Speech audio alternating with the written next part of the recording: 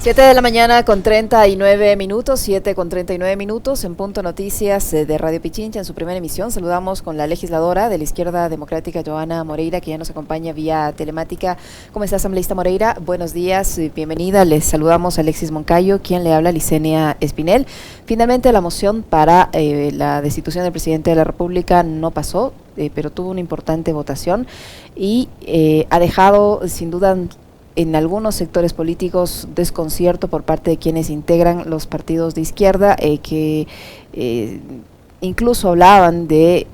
que se necesita un cambio, pero en el momento de la votación pues no se dio ese cambio. Le pedimos, por favor, asambleísta, su opinión respecto al resultado que tuvo esta votación en la Asamblea Nacional y la posición que partidos como el suyo han tenido en este proceso. Buenos días, bienvenida. Muy buenos días, muchas gracias por este espacio, la oportunidad de Radio Pichincha, Licenia, Alexis, y también un saludo especial a todos quienes nos escuchan en este momento. Bienvenida, buen día, legisladora. Bueno, esta votación sin duda fue bastante difícil, considero, no porque desconocemos la lucha que existe afuera en las calles o porque no estamos en sintonía con las necesidades, sino que viene un tema bastante crítico en relación, creo que los medios de comunicación, creo que también cada uno de los territorios es totalmente distinto en estas circunstancias. Y bueno, por lo menos yo he votado a favor por la historia de mi familia. Mi papá fue un luchador de clases sociales. Recuerdo mucho haber escuchado a mi madre contarme todo lo que hizo durante la universidad, igual mi padre durante el colegio. Y bueno, no puedo votar en contra de lo que mi padre luchó por tantos años cuando tuvo la oportunidad, y también obviamente por todos los sectores sociales que se están movilizando, que están en las calles sacrificando su vida, la comodidad quizás de sus hogares para poder salir a defender los derechos de todos, más allá de las críticas bastante duras que se recibe desde los medios de comunicación, incluso las propias entrevistas que hemos podido realizar estos días. También considero que bueno, que una herramienta y una facultad como esto, que en la Constitución no está tan bien detallada o que deja bastante a la interpretación, que se pueda activar solamente una vez este mecanismo en los 3 primeros años del periodo legislativo, y conociendo que jamás se hizo acercamientos, jamás se pudo hacer una coyuntura para un tema tan especial y tan importante como este, como sí se realiza y como sí se ha realizado en otros temas en la Asamblea Nacional. Si es un poco de calcular o de hacer un cálculo político y no un cálculo real para poder dar una respuesta efectiva a la activación del 130. Sabíamos que a lo mucho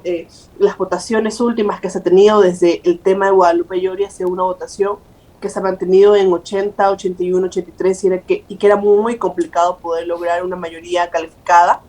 pero bueno, no se calculó de forma específica. Creo que tampoco desde la Asamblea Nacional se apoyó en una ocasión cuando quise conformar una comisión justamente que pueda realizar una mediación no solamente con la CONAIE y el presidente, sino con representantes del Ejecutivo, con la CONAIE, con representantes de organizaciones y movilizaciones, y no se quiso apoyar y respaldar este tipo de trabajo porque consideraban que era un tema que debía resolver el Ejecutivo. Entonces ahí es cuando entra en contradicción, y es que como Asamblea Nacional debemos ser más que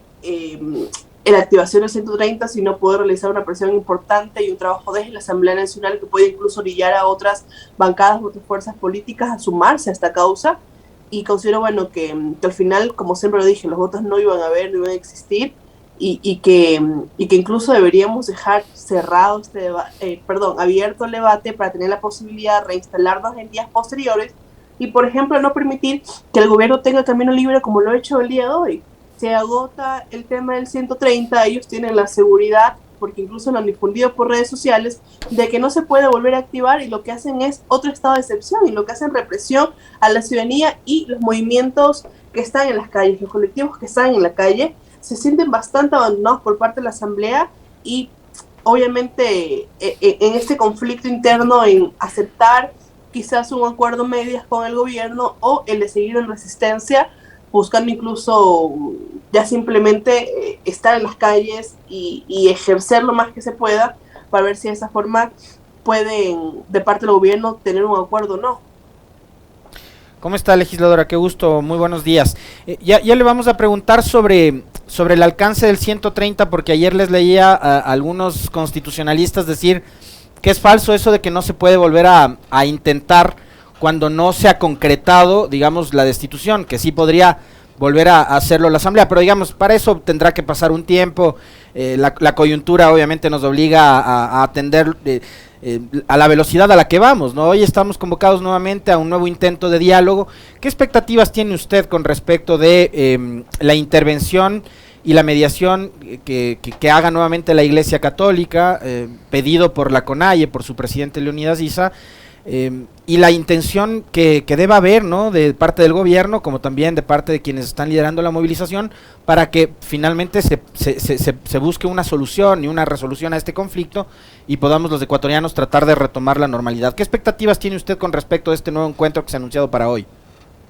Bueno, considero que el encuentro no solamente debe ser con la CONAIE. Sé que este paro ha sido liderado por ellos, pero se han sumado bastantes movimientos colectivos que también quieren ser parte de ese diálogo y que también quieren ser conmovedores y espectadores, y sobre todo, ¿por qué no?, que el gobierno pueda aprovechar y pueda construir una agenda que pueda cubrir justamente esas necesidades de los sectores sociales. Y le hablo de los colectivos feministas, de los ambientalistas, obviamente de aquellos jóvenes, de los universitarios, de aquellos sectores sociales que están abandonados, y lo sabemos. ¿Por qué no de los médicos? ¿Por qué no el sistema de salud? Entonces, con este frente y también con una cobertura que permita conocer a todo momento y saber obviamente cuáles son las posiciones de cada uno. A ver, la verdad es que Francisco Jiménez para mí me quedó debiendo bastante en este tema. Pensé que saliendo de la Asamblea Nacional, saliendo de un trabajo en donde representas a la ciudadanía en territorio, en donde debes responder a tu territorio para poder incluso tener la oportunidad de un momento de hacer carrera política o no, pero poder salir, creo que de la mejor manera. Esperaba una mediación de él mucho más coherente y mucho más sensible en este tema, porque estás hablando con personas que han tenido que salir de sus hogares, que están a kilómetros de su casa, que están apostando su vida porque no saben si ese día van a regresar con su familia o no. Entonces, en esa posición, el tema de seguir dividiendo, de seguir usando términos que no son correctos, como golpistas, como terroristas, no abona a la discusión de forma favorable. Lo que hace es causar más conflicto. Entonces, considero que el gobierno debería tomar en cuenta que quizás Jiménez no es la persona adecuada. Por más que sea el ministro de gobierno, quizás no es la persona adecuada en estos momentos para poder encontrar una solución. Pero si él no es la persona adecuada, asambleísta Moreira, ¿quién sería la persona adecuada para que encabece o dirija o trate de mediar y de avanzar en este intento de diálogo, tomando en cuenta que si bien el señor Jiménez ha tenido esas expresiones, de todas maneras ha sido el que más apertura ha mostrado del gabinete del presidente Lasso? Mire usted las declaraciones que hace, por ejemplo, el ministro del Interior, que son ciertamente incendiarias y en momentos tan críticos de este proceso. No solamente es mostrar apertura, sino también dar resultados, porque este gobierno lo que más ha dicho es que está abierto al diálogo, pero no te demuestra con acciones. Un día te dice que está abierto al diálogo y otro día te pone a los militares a que causen represión a los ciudadanos. Un día te dice que está abierto al diálogo y trata de jugar con la Asamblea Nacional para que incluso no pueda debatir temas como un estado de excepción. Entonces, no solamente es decirlo, sino también es hacerlo. Es que con tu discurso, incluso con tu postura dentro de un diálogo, puedas permitir que las otras partes se sientan cómodas, e incluso que las otras partes sean capaces también de decir, ok, si en esto no podemos, en este momento, a ver, ¿cuáles son las otras alternativas que da el gobierno? Porque el gobierno tampoco es que se ha sentado a decir, bueno, esta es nuestra propuesta. Si bien es cierto, podemos implementar proyectos importantes para las comunidades indígenas, podemos aportar de esta forma y obviamente ir construyendo una mejor posibilidad de una vida digna para todos quienes están afuera protestando, que es lo que merecen y es lo que quieren, porque no piden millones, lo único que quieren es lo que se les ha impedido durante tantos años. Entonces, si no es Francisco Jiménez, ¿quién del gobierno? Ellos conocen a su gente, saben qué persona puede conocer o puede haber trabajado desde el territorio, desde esas zonas, con personas que no la están pasando bien y que no la han estado pasando bien durante los años anteriores, pero el gobierno debe saber a alguien que tenga esa capacidad de poder llegar a acuerdos, y yo el día de ayer decía, o sea, el viceministro Homero Castañer, en una entrevista decía que el presidente de la Asamblea Nacional no es la persona idónea para poder ser mediador o para porque poder ya lo estigmatizaron por su voto a favor de la destitución, pues ya Claro, lo invalidaron, por eso. Claro, y eso no es correcto, porque quien he visto que ha estado dispuesto a que se resuelva incluso antes de realizar una votación por el 130 ha sido Virgilio Saquicela, saliendo incluso de la misma bancada, siendo expulsado por esa bancada, y ha sido quien ha estado al frente, quizás de una u otra forma, intentando. Y lo bueno es que se lo criticó en unos momentos porque como que no opinaba mucho, como que no se metía mucho, pero creo que fue correcto, porque fue él quien inició esto y decía, bueno, que sean las partes quienes puedan colaborar, tampoco incendiado por una parte ni tampoco por la otra parte, y creo que su postura imparcial en ese momento era lo correcto. Y cómo lo dice una persona que incluso, y yo lo digo como anécdota, ¿no? Tuvimos la posibilidad de que nos visite la provincia del Oro por el paro que se realizó el año pasado, que ustedes lo deben conocer, que fue un paro bastante fuerte en Huaquillas, en el que fueron, y por invitación mía, no tenían ni idea de cómo llegar a un consenso, sino personas que deben tener experiencia en política, que deben tener experiencia en esos temas, no tienen ni idea de cómo llegar a un acuerdo con Huaquillas, con el alcalde, con los dirigentes, y se tuvo que intervenir, se tuvo que firmar un acuerdo, pero el día siguiente jamás se cumplió y se desconoció totalmente. Entonces, ¿cómo una persona que no tiene credibilidad y que tampoco cumple sus acuerdos puede decir si una persona es o no es la idónea para poder llevar una mediación? Pero es que esa parecería ser la tónica en general del gobierno, legisladora, porque fíjese la entrevista que usted cita del viceministro Castañer, donde prácticamente lo invalida a Virgilio Saquicela como presidente de la Asamblea y como actor de esta suerte de intermediación. Él dice algo interesante también, dice, a ver, con respecto de la derogatoria del decreto 95, la verdad es que no hay una decisión en firme del gobierno, y hay que recordar que la noche del lunes pasado, Francisco Jiménez e Iván Correa llegaron con esa propuesta a sentarse en la mesa de diálogos con la CONAIE, les dijeron, vamos a derogar el artículo 95, entonces los mensajes que se envían, no solo desde Jiménez, sino desde el gobierno en general, como le citaba hace un momento Licenio, o sea, una cosa es la buena intención que puede mostrar el ministro de gobierno Jiménez, pero otra cosa es la que hace Patricio Carrillo, quien ha sido señalado por Leonidas Issa como una persona que no es garante de la democracia. Entonces ya da la impresión de que es el propio gobierno el que por todas las vías posibles busca boicotear una salida al diálogo. Ahora, ya en lo que ocurrió en la asamblea, 3 días, jornadas maratónicas, llegaron hasta la medianoche, sábado, domingo y el martes también,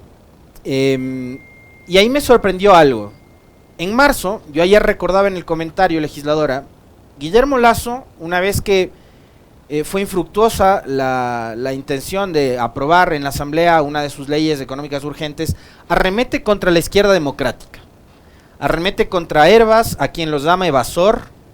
e incluso hace una serie de revelaciones, ¿no?, de unas visitas, de unas reuniones, y después de Hervas una respuesta bastante tibia con respecto a eso. Pero adicionalmente a eso, el presidente Lasso en aquella ocasión mencionó a algunos legisladores a los que llamó corruptos, dijo que eran corruptos y hasta delincuentes, porque le habían pedido cargos públicos, y no solo cargos, sino hasta plata en efectivo. Y resulta que muchos de esos actores, que son de la ID y de Pachacutic, terminaron votando en contra de la destitución del presidente Lasso en esta ocasión. Entonces, eso también habla, digamos, de una suerte como de falta de transparencia a la hora de hacer política. ¿Qué lectura le deja a usted estos comportamientos a ratos ambiguos que tienen algunos compañeros o ex compañeros suyos de bancada y legisladores que, digamos, fueron señalados por el propio presidente como corruptos y que terminan dándole un voto de confianza? Se apagó el micrófono. Perdón, considero que esas diferencias que se tiene con cualquier figura política no puede impedir que puedas tomar una decisión de acuerdo a lo que crees y a tus convicciones, y eso es pleno. Si el día de mañana podemos tener, como las he tenido yo incluso con el gobierno, en donde han tratado de usar todos sus medios para atacarme por redes sociales, en los medios de comunicación afines,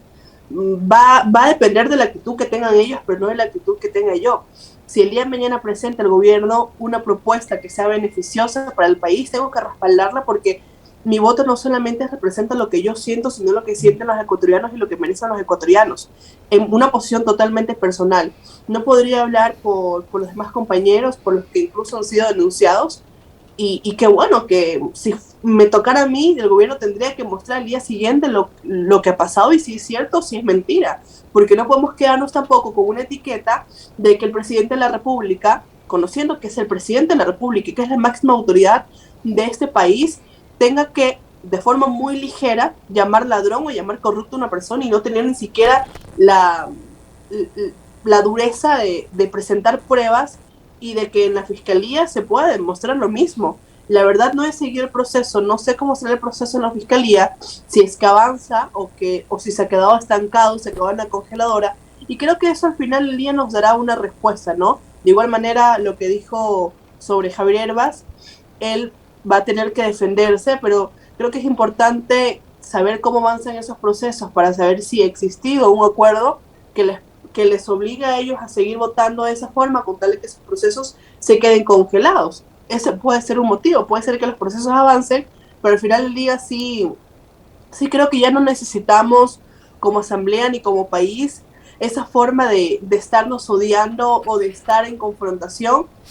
y tratar de continuar, ¿no? O sea, tratar de que el país no esté tan polarizado, porque yo lo digo, por lo menos con quienes yo he conversado, que son jóvenes, que son universitarios, que son chicos de colegios, a ellos no les interesa el tema de que si estás de un bando, si eres el otro, o que los mismos discursos repetitivos en la Asamblea Nacional, que si quién cogobernó con quién cogobernó, y esos temas tan tóxicos de lamentablemente hacer política actualmente, creo que ya es algo que, por ejemplo, las generaciones que vienen o la actual generación no le gusta, no le sigue, y por eso incluso detesta la política. Entonces,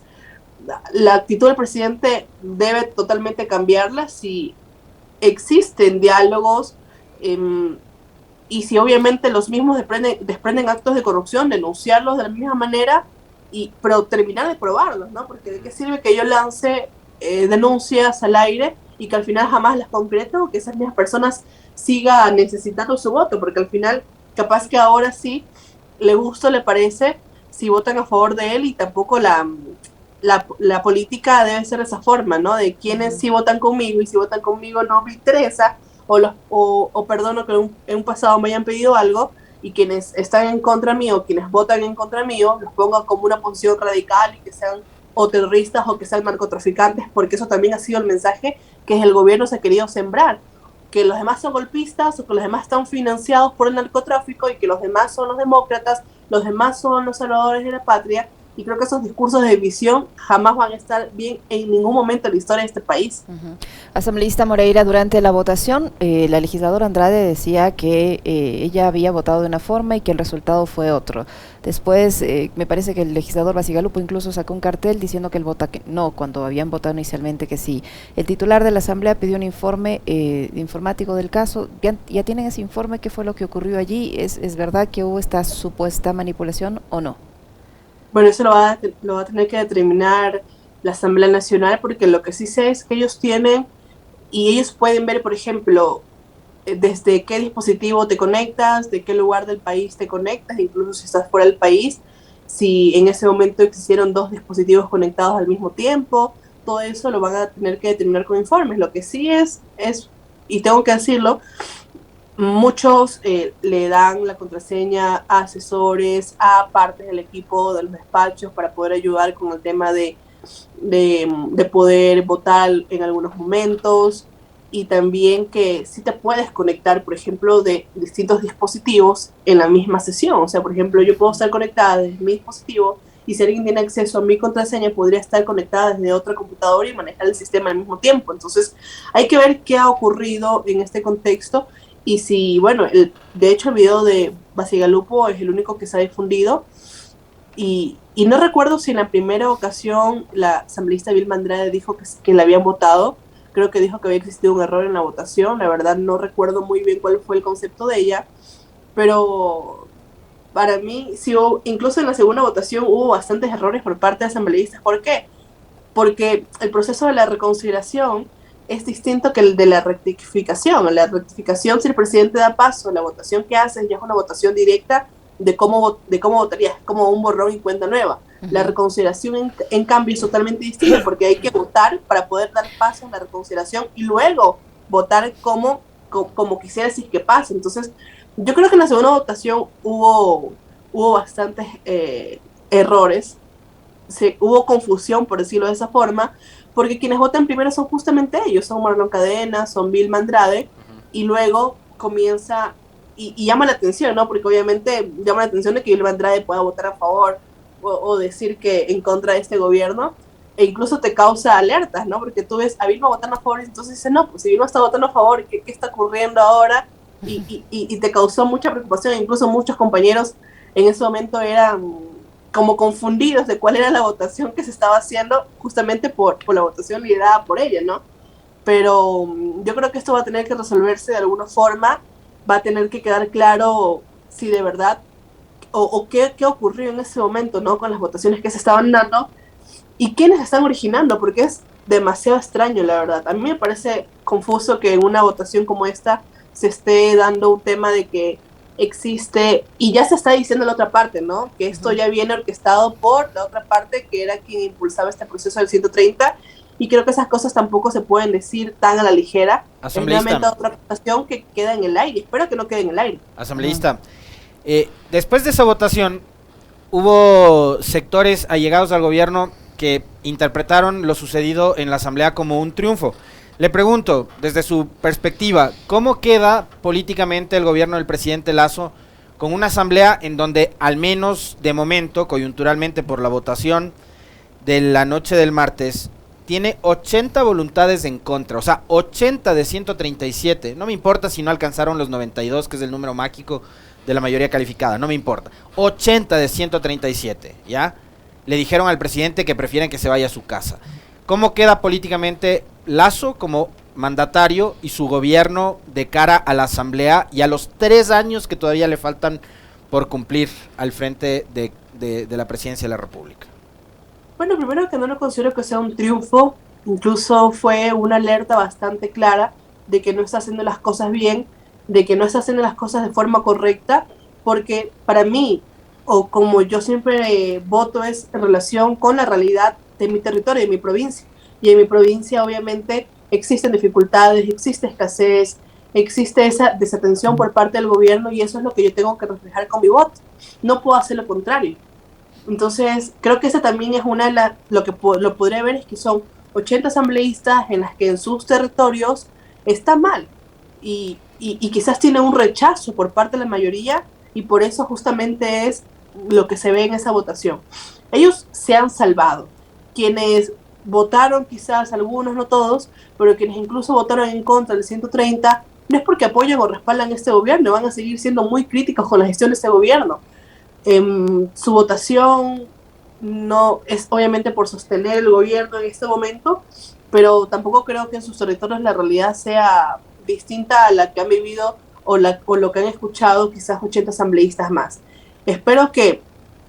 este pueda ser un mensaje importante para el gobierno, para que oxigene su gabinete, para que trate de acoplar un poco y seguir su plan, el que ganó en la segunda vuelta, y no sigue implementando en la primera vuelta, que creo que es el mayor daño que se le ha hecho, que pueda cambiar al fin de un ministro de Finanzas que le responda al país y le deje responder el Fondo Monetario Internacional, y que esperemos que estas relaciones puedan recomponerse, que la Asamblea Nacional pueda trabajar en conjunto con el Ejecutivo y que el Ejecutivo escuche lo que la Asamblea dice. Porque en muchas ocasiones la Asamblea lo que le da son alertas de lo que está ocurriendo en el territorio con algunas de sus direcciones, con algunos de sus ministerios, incluso con las mismas gobernaciones que no están, creo que por lo menos en la provincia del Oro, no están conectadas y no están haciendo un trabajo que pueda ser aplaudido por la sociedad o que pueda en algo ayudar a levantar la imagen del gobierno. Entonces, más allá de verlo como una forma en la que quizás tiene un grupo fuerte de oposición, lo podemos entender y se puede entender de ahora en adelante como un grupo que quiere dar las alertas y que está dando un mensaje clarísimo al presidente de que tiene que cambiar, o se van a sumar más compañeros, o la crisis en territorios va a ser mucho más fuerte, porque no solamente son 80 asambleístas, sino también son territorios en los que las personas están cansadas, están decepcionadas, quieren un cambio, y si no tienen un cambio por parte del Ejecutivo, va a ser una presión demasiado fuerte en las calles que va a nuevamente causar una crisis como esta, o va a permitir que esta crisis se siga alargando durante días si es que el gobierno no es capaz de tomar acciones. ¿Cree usted, asambleísta Moreira, para finalizar, que esta resolución que tuvo la Asamblea Nacional le podría pasar factura a la izquierda democrática en las elecciones seccionales? Todo depende de cómo trabajemos las elecciones seccionales y también el triunfo que tengamos dentro de los procesos internos que estamos impulsando. Y les comento que nosotros estamos agotando ya todas las vías internas dentro de la organización, y vamos a ir al Tribunal Contencioso Electoral, esperemos ya que unos días, para que el tribunal comience a conocer nuestro caso, y el caso es en el que queremos cambiar de directiva. La directiva actual es la que ha llevado a esto, ha llevado a tener acuerdos o una cercanía demasiada con el gobierno que impide que puedas tener un voto crítico, no solamente un discurso crítico, sino también un voto crítico, porque no es lo mismo todos los días, a través de un discurso, reclamar al gobierno por la falta de medicinas, de presupuesto en salud, por la falta de atención a los sectores sociales, y que con tu voto sigas respaldando las actuaciones que están haciendo. Entonces, por eso yo siempre hablo, no solamente tener un discurso crítico, sino también tener un voto que sustente lo que dices en discursos y en medios de comunicación.